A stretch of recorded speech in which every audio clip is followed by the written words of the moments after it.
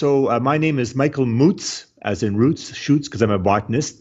And the book is Baba's Kitchen Medicines, which is the sort of popular name. But the other name is Folk Remedies of Ukrainian Settlers in Western Canada. So that's the sort of the official title. It's a part of a larger study in a sense that I was trying to identify how Ukrainians use plants in their everyday lives. And so I had about 15, 16 different areas that I addressed, and one of them was home remedies. Well, when it came to writing, I realized that I needed to get something that was topical. And at that time, in the sort of late 90s and so forth, early 2000, people were interested in home remedies, in natural remedies and so forth, naturopathy. So I realized that that was unique. The other things I was looking at, farm, crops, gardening and so forth, that's everyday matters. But this was unique. When I looked at my material, there was a lot of interesting stuff that, and when it was reviewed by 3 academics, they said this is wonderful information that's never been published, never, it's unique, one of a kind. The only slap in the face was they said that the writing was terrible. And so I took that personally for a minute, and then I realized that what I was doing was I was not writing it academically. I was writing it for the people who actually gave me the information, for them and for their children and so forth. And now the only drawback was I have a regret with all of this in that I left it too late. I remember somebody saying, if you had started this 10, 15 years earlier, you could have actually got the original people. And so I realized that it was, the sort of issue that young people have. When are you going to do it? Zautra, tomorrow. You're always going to do it tomorrow. And suddenly tomorrow changes into a decade and so forth, and you've lost the original sources. So I was picking up people who were actually the children or even grandchildren of the original sort of settlers. And that still was very fulfilling because they would describe things. And what's interesting is when we look at memory, the oldest memory is the strongest. The more recent memory in time fades. So I was getting some really good information. And the validation of the treatments that I was getting was I had that information repeated over and over again. So that there was just one interesting story where I was interviewing an older woman, and she was in her 90s and she was, frail looking. And so I asked her about a treatment of using what happens when your hands are and feet are chapped. And she puts her head down and she's talking to me in Ukrainian. She's so embarrassed. She said, I'm just so embarrassed and I don't even want to tell you. And I said, well, tell me, because I probably heard of it before. She said, well, you peed on your hands and your feet. And I said, I just laughed and I said, I've heard that numerous times. And then I went home and talked to a nursing friend, and she said, you go to the pharmacy, and what you get is a ointment with a uric acid. Well, what do you think your urine has? Uric acid. So the people thought that they were somehow primitive, but they were using things that were very natural. And in fact, you can't get reimbursed for those kind of preparations because they have natural products in them, and that's what they were using. So it was just this constant sort of reinforcement that what I was being told was valid. I could quickly pick up, people are saying, well, I was using apple cider vinegar and so forth, and you realize that's a more recent treatment, and you kind of try to say, let's go back to the original stuff, and so I was getting a lot of good stuff. They came and they settled in block settlements. So basically, they were either kinship settlements or village settlements, and they brought with them the treatments that they would have used in their families or in their villages, wherever else. So that I think that's why I was picking up the same information over and over again, because it was familiar to them. So that I wasn't getting anything other than from the sort of settlement areas in Galicia and Bukovina. It comes from settlers in the western Ukraine, Bukovina and Galicia, but the preferred term is Halachena. Michael Iwanchuk, who wrote extensively on the early settlers, did not like that word Galicia. He said it's Halachena, that's what we should be using. So unfortunately, I've been using Galicia, but it's from western Ukraine, you're right. It was matrilineal, first of all. So it was passed on from the Baba, the grandmother, to the daughter, to the granddaughter, and so forth. So it went through the women. The women were really the healers. That's why I titled it Baba's Kitchen Medicines. And they were not based on science. They were based on practical experience. If it worked, it worked. And if something didn't work, you tried something else. And the final sort of treatment they would use, and I remember one woman saying her mother put her hands on her and then prayed and said, you are now in God's hands. So they used whatever was available to them. And if it didn't work, as I said, they moved on to something else that they may have heard of or a neighbor may have shared with them. And they tried that. And eventually, there's in science now, there's something called a placebo effect, meaning that you are given a treatment that has no scientific merit to it, but you get better. And so the question then becomes, is that the agent itself, or is it your body and your mind saying, I'm being healed now? So science really never came into it. And I never in any way said to them, I don't believe you, or, that's unscientific, or there's no basis to it. I could not do that to them because they were sharing something that was personal experiences. And I had to say, I trust you in what you're saying. You're not misleading me, or you're not trying to sort of hoodwink me. And one of the things I did was I interviewed people individually. Now, if you interview people in a group, you'll find that people start embellishing things. Okay, so I've got a group of men, you're one of them, and you're listening, and the other men in the group are offering all kinds of things. Now you feel awkward, you have nothing to offer, so you might embellish something that was really not realistic just to offer it to it. So I identified sort of the information from each person, and even if I interviewed a couple, I would never interview them together. It was like the husband would be interviewed, the wife would be interviewed separately. So were not competing with one another. They would not have to say, well, I remember more than you do, or better, or correcting each other, whatever else. So there was that element of trust and honesty in what they were saying. Well, they were basically household products, and that's why I called them kitchen medicines, things that were readily available. If they weren't available in your household, then your neighbor undoubtedly would have it. And there was this strong sharing. People shared not only knowledge, but also the materials that were used. And I think one of the pictures I have is of women at a sort of market setting sharing. Women share much more with each other than men do. Men get together, they talk about the weather, the sports, whatever else. But women would be very honest about what they were dealing with, and what problems they had, whatever else. They had various bees, like quilting bees and so forth. So they got together and they shared with one another, and they reached out to one another. So I found that when I tried to interview the men, they would say, well, who cares about this? Who wants to know, or who remembers, whatever else? The women, on the other hand, often I had to turn them off because they were just willing to talk for hours. And my interviews were typically an hour to an hour plus. But the women were just, and there were men who were good too, but typically the men just were not interested. They said, I don't know anything, or who cares about that? So again, you suddenly recognize how important healing is to women. And I think that women are the healers, even in our sort of current traditions. Who do you remember from your childhood who looked after you when you were sick? Your father or your mother? Mother, of course. And so when you look at these various sort of sports situations where they wave and say, hi, Mom, they don't say, hi, Dad. They're talking to the mother, who is the nurturer in the family. And this is what I found, that the women, especially the grandmothers, there's one wonderful story where one of the children are bathing, and the older brother gets some extra water to pour into sort of the tub they're sitting in, and he scalds his younger brother, and the child's crying, whatever else, and the young mother is really, doesn't know what to do. But the grandmother is cool and calm and collected. She just goes into the basement or into the dugout below the sort of floor and gets some clay, puts the clay on it. It soothes the injury. The child stops crying. So you can see the mother with no experience is panicking. The grandmother who's been through this has probably seen this, used it, just goes down. And so the grandparents were really, really important, especially the grandmothers were really important. They were the midwives too.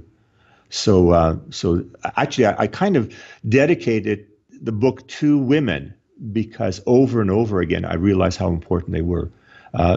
Even if you look at the sort of spiritual part of it, they were the ones who introduced the children to the sort of the spiritual element of religion and so forth. So the fathers worked hard. I mean, they were part of the picture, but the mothers were hands-on. What happened in Canada was, once the children started going to school, once they were exposed to the English ways, they were embarrassed to say, well, when I had, and I'm using a personal example, when I had a sore throat, my mother would give me hot milk with butter, and then she'd wrap my throat with a scarf, and I would sleep with that. You go to school and say that to your sort of friends who are taking sort of cough syrups or whatever it is, who's going to be embarrassed by that? So once that started happening, you found that the use and application of home treatments sort of dropped off because the kids didn't want them. They were not modern. They were not sort of, up to date in the matter of speaking. And again, in schools, they were starting to talk about, health and hygiene and so forth, which were not practiced in homes. So I think there was suddenly a disconnect based on age. It was for practical things, skin conditions. I mean, skin rashes, cuts, and so forth, burns. Those were the most common. Various respiratory problems. They were living in homes where the ventilation was not good. So you would develop all kinds of respiratory sort of problems. Gastrointestinal. The foods that you ate. We are so consumed with expiry dates and so forth. There were no expiry dates. I mean, you ate whatever was available, and sometimes maybe it was not the best. And so you develop stomach aches and on and on and on. So those were the kind of things that they were primarily dealing with. When I said, what about diabetes or heart attacks, the common response was, pomatum. They died. There were no autopsies. There was no coroners, whatever else. They just saw it as a matter of fact of life. But the things that they could deal with that were reoccurrent, so your husband comes home and he's got an aching back from all the sort of hard labor, that could be dealt with cups or massage, whatever else, things of that nature. So they were dealing with things that were common in everyday ailments. And in fact, when I wrote the book, and Ed Stelmach was still our Ukrainian sort of premier, in Alberta, I was going to send him a book and say, I think you should make this available to all Canadians, because so many things we deal with, we run to emergency, we run to the doctor, and they could be treated at home readily. But one of the things that we are not prepared to do, and I'm a good example of that as well, is we are not able to suffer, terpite.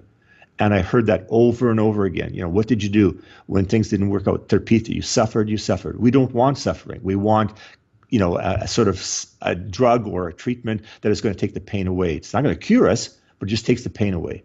So I think that's what suffering was a part of life then. Everybody suffered, and nobody sort of thought the worst of it, but we're not prepared to do that anymore. I personally believe that the body has a tremendous healing capacity. So when you're sick, reflect on your own situation. What do you want to do? You want to sleep more. You want to eat less. Why? Because the body wants to go into a healing mode, in a matter of speaking, in the sense that when you're asleep, your body can sort of regenerate itself. You take food in, that requires energy for digestion and so forth. So basically, liquid intake is important, of course, to be hydrated. But the point is, I believe that the body heals itself. And they often say, you can take a medication or you can wait 6 days and you can feel better. So I think in many times the medication itself or the healing treatment was more of I'll use the word placebo, which they did not use or did not understand, because we want to believe that we're getting something. So as an example, even in this day and age, you go to your doctor, to some doctors, and you've got a cold or the flu, and say, I want an antibiotic. They give you an antibiotic, totally useless. Totally useless, but you feel that you're getting something. And there are people who will actually go to doctors who will do that for them. And if you don't, they'll go to another doctor looking for that magic pill, whatever else. So I think we're really skewed in not taking responsibility for our own health, not recognizing that if you're sick, you don't go to work to show how strong you are, that you stay home, that you recover, whether it's simply lying in bed, resting, taking fluids or the old chicken soup that was not widely used by Ukrainians because it's more of a Jewish treatment, but that you do that and let your body heal. And I think when you're young, you have a tremendous capacity for that. As you age, of course, your body is less capable of doing that. Well, the frostbite is interesting because they did the wrong thing. They would take and rub it with with snow, which is the wrong thing. But that was very common. They thought that rubbing with snow, and probably the rubbing process would have been, warming up the limb.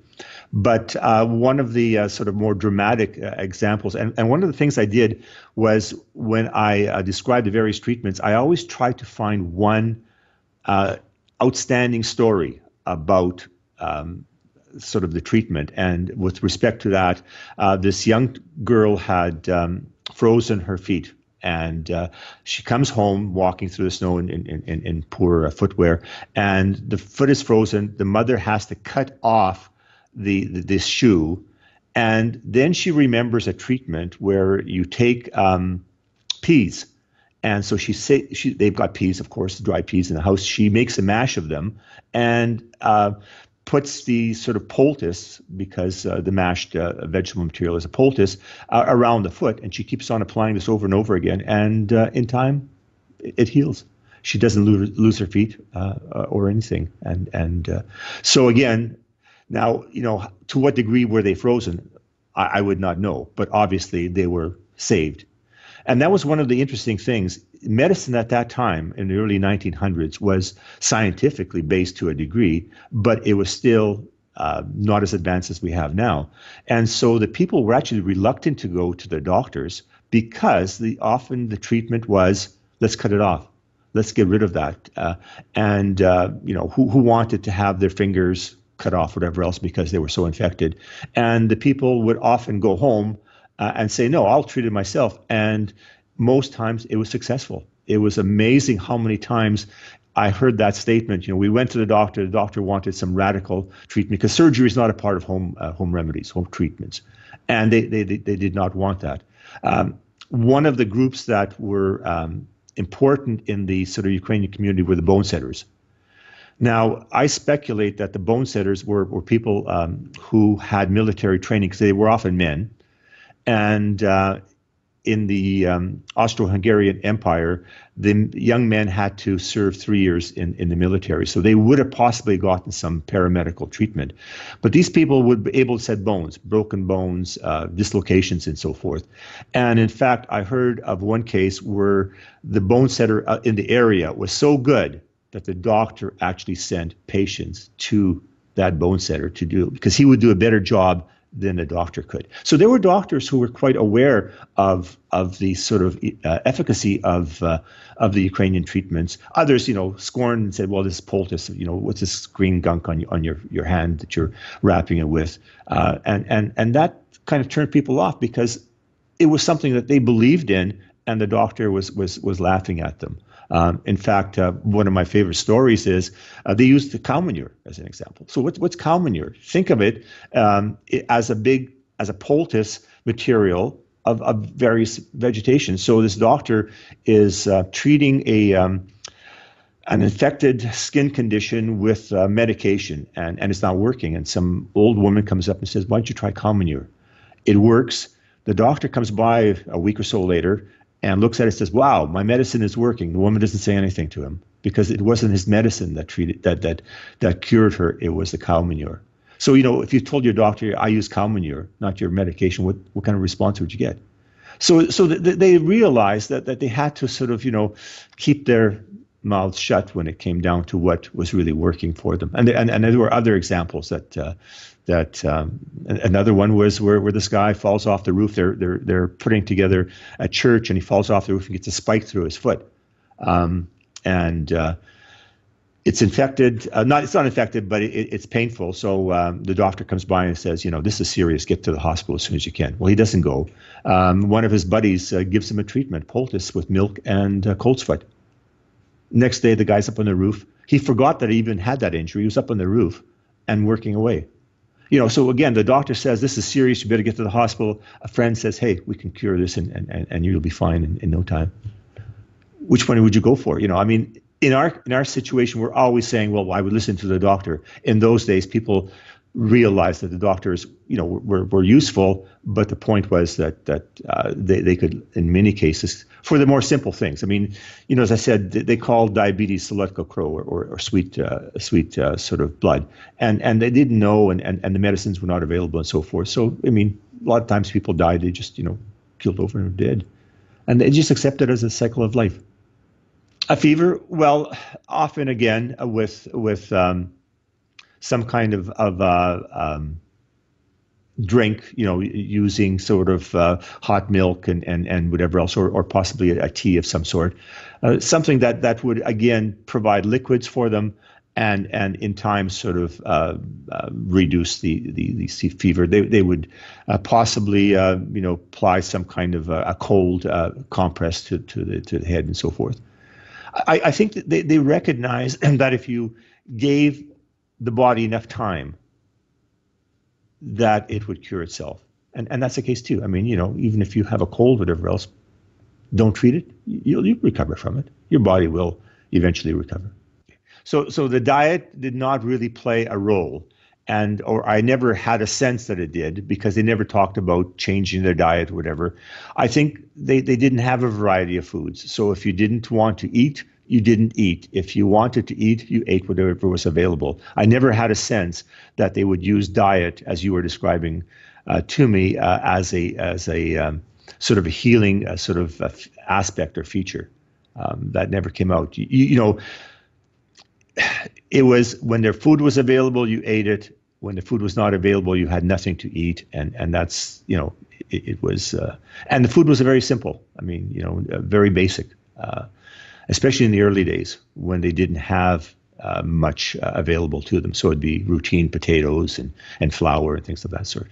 One can say that the sort of uniqueness to Ukrainians was that they used garlic a lot. They used potato. They homebrew. They actually made their own home brew, but they made a medicinal sort of quality home brew where they distilled it once more, so it's higher potency, whatever else. And they would keep that. And the interesting uniqueness was, I think they had a religious component to it, because often you would take things 3 times.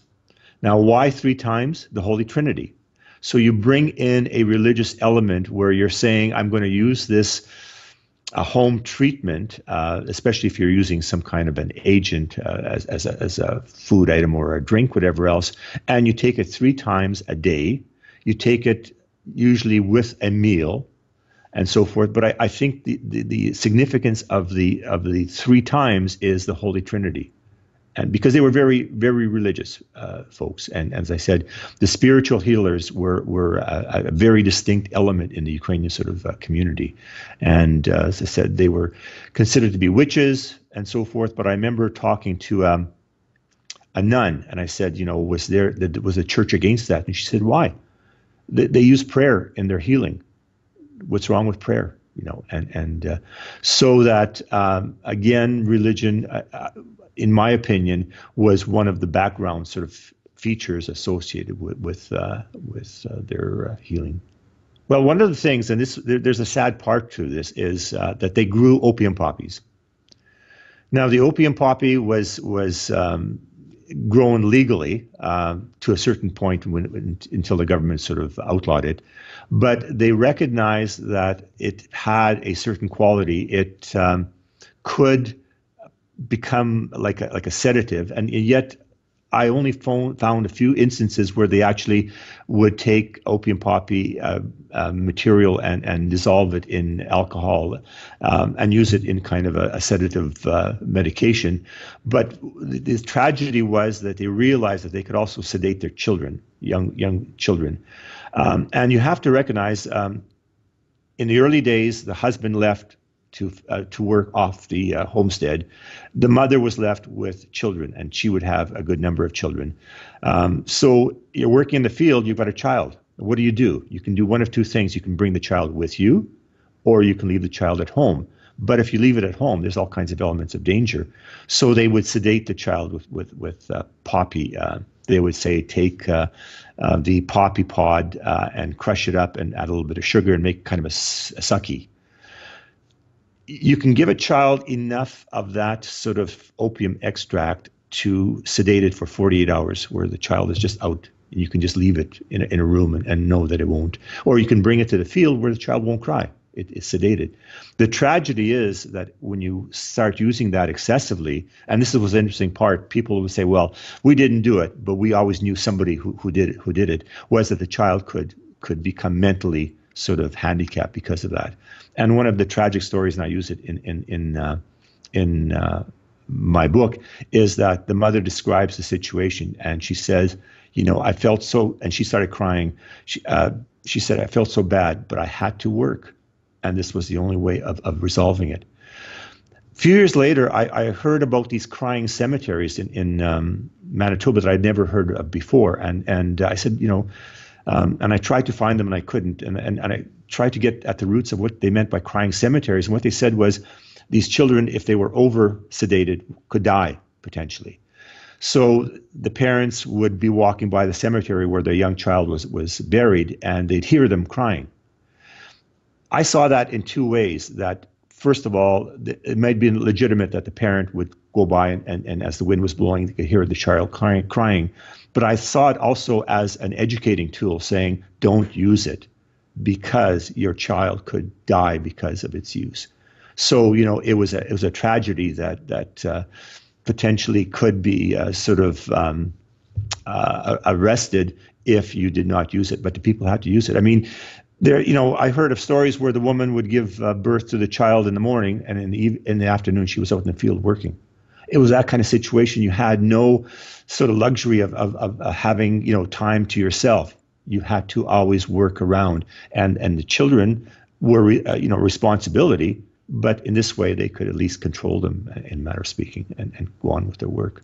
So that was sort of really a revelation that they used poppy, out of necessity, not because they were in any way sort of cognizant of what was going to happen to their children. One discovery was, and I'd like to sort of pursue that with some medical people, was, and I only heard it from one individual, was for eye treatments, which they had a limited sort of range of treatments for, they would take the mucousy top of a fresh cow patty and collect it and apply it to the eye injury or whatever it was. And my question is, when you look at the cow manure as being a poultice and the sort of slime on it as possibly having antibiotic properties in it, why would they just take that little part, that slimy little part? I could only assume that it had some kind of antibiotic qualities that obviously were used without the recognition that they were antibiotics. I mean, when we deal with antibiotics, they actually would take the scum off of borscht, as an example, their beet soup, that would develop as fungal growth, whatever else, and apply that to injuries, not knowing that they were there was an antibiotic quality to them, but recognizing that it worked. So somehow somebody came across that. And I think, again, so many of these treatments probably are just fortuitous. Somebody tried it, it worked, and then they incorporated it into their sort of family healing sort of practices or village practices or whatever else. So I think it just, cow manure, as an example, was widely used, but it was used by a lot of other Slavic people as well. So, I've heard from non-Ukrainians where that was used for healing. And again, you say to yourself, cow manure, how could you do that? Well, it worked. But here's an example from my own mother. When she had ringworm, she told me that her sort of home treatment was you took your own feces and rubbed them on your hand, on the ringworm on your hand or whatever it was. So you say to yourself, what are you doing? You're taking your own fecal material and you're putting it onto an injury. Doesn't make sense. But that was a treatment. And I actually heard that from others as well. So, you say that just, primitive, if you want to call it that. It died off in its application. I think the older people still continued using it, but it was not passed on. I remember growing up in Winnipeg and using, the wraparound scarf and so forth. I've used it even later in years, and it works. Why? You're elevating the temperature. What do bacteria not like? High temperatures. So it provides some relief, and you just take a bit of milk with butter, and it coats it, whatever else. So they're practical, but I think again we have so many medications we can use. That's our default, and that's where I sort of struggle with the recognition that we could be doing so much more for ourselves, but we choose not to. We give up our health to the medical practitioners, and they are an important element. You know, when you've got cancer, you don't want to start treating it yourself. But on the other hand, you don't want to go to the doctor with something that you could treat yourself at home. As an example, when people had, nail, because they had a lot of sort of injuries from work-related things, so you have a nail puncture. So what you do is you soak it in hot, salty water, and that cleans it out, whatever else. Well, we would run to the doctor for a tetanus shot, on and on and on. So again, things that we possibly could do for ourselves, whether we feel that it's too risky to do it or we don't have trust in those things, we just give that up to somebody else. And I think that the Ukrainians, as I said, did get involved with doctors, but the point was that there wasn't that trust factor in what they were trying to use to help them, and so they just defaulted back to their old ways, and they had to pay for everything. Whether you had to pay for the doctor's time, you had to pay for the medication if he or she, and it was he primarily who prescribed it. Throughout the book, what I did was I created a treatment value, which is a number.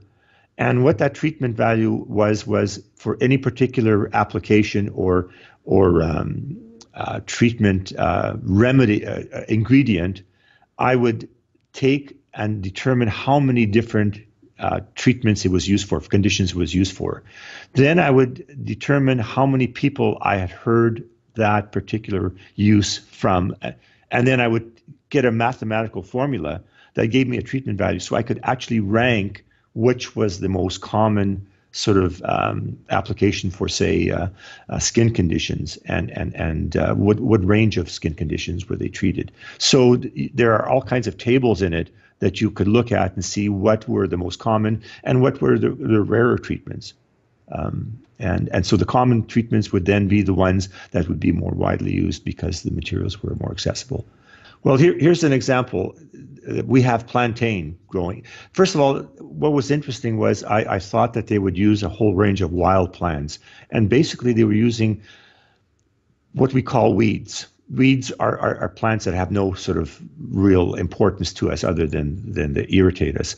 And so they were using things like plantain, which is they called it podorojnik, or by the road. You would often find it growing by the road. It's kind of a hard leaf with long veins in it. That was a poultice material. And actually they gave it the name babka because it was a healing material. So if you look at Baba as the grandmother, as the healer in the family, babka was an agent. Another one, which actually is the cover sort of image on my book, is coltsfoot. It grows in the ditches, whatever else. It's got a fuzzy sort of underleaf, and it looks like a coltsfoot. That was a major one. That was the one that was used when I described the fellow getting a spike through his foot and being healed by coltsfoot and by using unpasteurized milk. So poultices were very common, and then I'm thinking of Taraxacum. Dandelion was another one that was used. So weeds were very common. Why weeds? Because they're all over the place. They're not regional, whatever. Anywhere man goes or humans go, you find weeds. So they use weeds primarily in a poultice-like sort of application. As an example, puffballs were used sort of for antibiotic-like purposes. So they would collect puffballs when they went out in the field, if you saw them. Initially, the puffball is white in color, so it's not mature. You could actually eat it. But later on, when it becomes sort of mature, it's just full of flower-like sort of spores. And they would collect that and keep it in a bag or in a jar or whatever else and use it as needed. So there was no real preparation. Even cranberries, as an example, kalena, was important for, as an example, fevers. You were talking about fevers before, a fever drink. They would simply leave it on the branches, dry it, and as they needed it, they would just rehydrate it and make a juice from it. So there was no, that was the interesting thing about it. There was no preparation process. It was directly used as is, and that's to be understood. You have to remember that when I look at my own parents, my mother had 2.5 years of education. She teased me saying 3. My father had about 3 years. So they were uneducated people. The women, especially, I think about 90 some odd percent of the pioneer women in the early sort of stages of immigration were illiterate. It was word of mouth. It was what you heard, and you didn't read about it. It was just passed on. It's amazing how many people you have to sort of involve, and so I want to give credit to the people at the University of Alberta Press who did a nice job. They were willing to take this publication and make it a trade publication for the general public versus an academic publication. So people like Mary Lou Roy, who was the production editor, and she was just great to work with. Alan Brownoff, who did the sort of outlines of the various images and so forth in it. Julie Rapko, who was the botanist at the Provincial Museum, she actually gave me the idea, to work with this. Even this particular interview, Arlo Ludwig from the technology sort of office and Nancy Goebel from the library have given me. So you're always dependent on others and all the other people. So what I made a promise to all of them was that I would share this with others. I said, this is not my story. It's your story. It's your sort of accomplishment in the matter of speaking. And when I taped these interviews, and those tapes will be turned over to the Ukrainian Institute at the University of Alberta as an archival record that other scholars can use, because as I said, there's a lot of other material there that I'm not going to use. And so I told them that it was their gift that would be sort of passed on and on and on and on. And this is a part of it too. I did various talks, whatever else. And each time I said the credit goes to the people who gave me information, because I was simply the vessel they poured into it. So I thank you very much for the opportunity too. Thank you, Vasily. Bye-bye.